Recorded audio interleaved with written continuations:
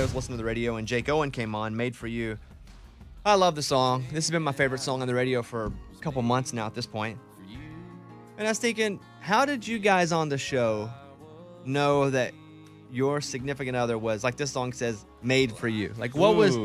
Wow. It can be a single moment or like when did it hit you? You're like, all right, this person's made for me. Eddie, I'll start with you. Ooh, this is great. Okay. So I guess we were dating about 2 years and I was living in Huntsville, Texas, and Pearl Jam was coming to Houston. And my wife now, she was living in Austin at the time.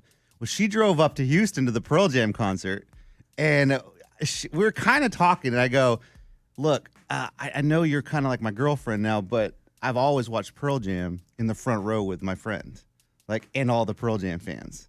So I'm going to have to just do that if that's okay with you. And she drove all the way from Austin. She goes, you do love Pearl Jam, and I'm going to let you do that. And I said, wow, like she's going to let me enjoy my concert in the front row while she just sits in the back and just watches her show because she knows how much I love this band. That's when I knew she was made for me. So she went to the concert? Yes, she drove all the way to Houston. But she didn't watch it with you? Nope. And you didn't go, let me just take one for the team and go sit with her? If it wasn't Pearl Jam, I would have. But she knows how important that was to me. And I said, wow, she's made for me. And you've been married for how long now? 15 years. How many Pearl Jam shows have you guys been to together now? Together, we went all the way to Hawaii to see a Pearl Jam show, so probably about 5, her and I. Do you watch them with her now at least? Now she's the one I go with. Yes. That's crazy you did that so early in the relationship. I know. You're lucky she didn't throw deuces at you. If she would have, then we wouldn't be married. Yeah, she wouldn't be made for him. Exactly. Thank you, Amy. She needed to probably know what's up. Like, this would happen again, maybe.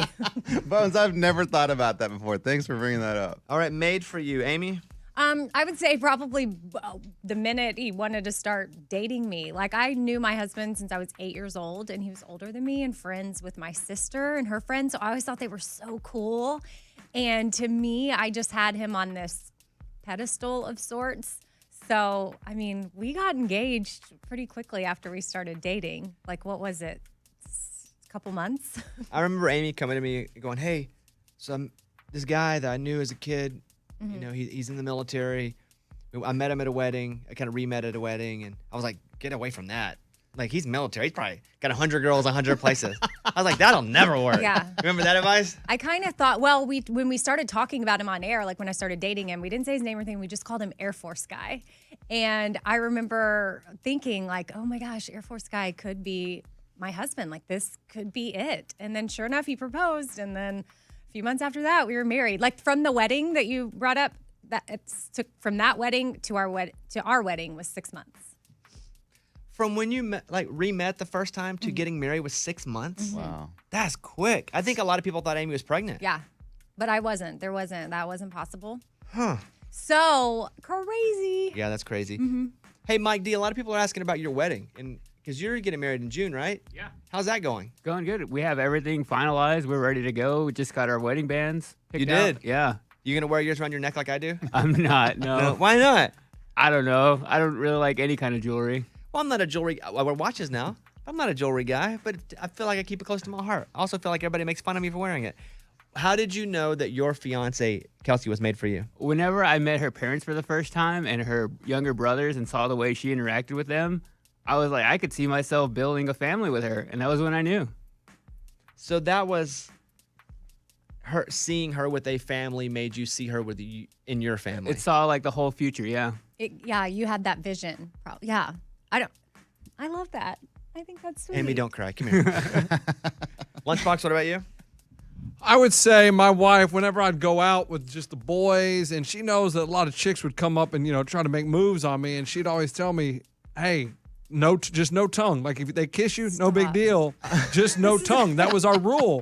And so we'd be out at bars sometimes together, and girls would come up and just give me a kiss, and she'd be like, that's cool as long as there's no tongue. So you were with her, dating her, and she would let girls kiss you as long as there was no tongue. Yep. 100%. That's not true. Are you saying you wouldn't kiss them, they would just kiss you? Yeah.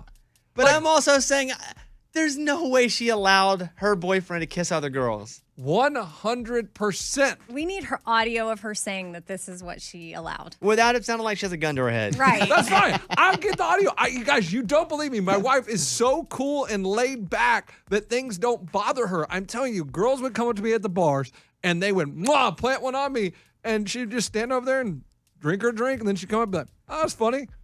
First of all, I've never seen a girl just go up and kiss him. Ever. No, Ever. never. Ever. And then Never. secondly, I just don't think his wife would allow that, or girlfriend at the time. Would she allow it now?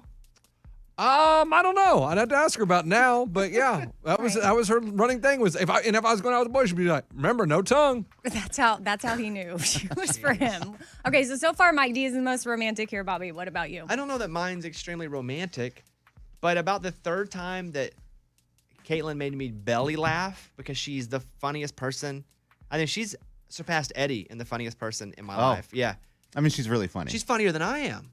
And so I was about the third time I was like, I have to like dial in to keep up with her.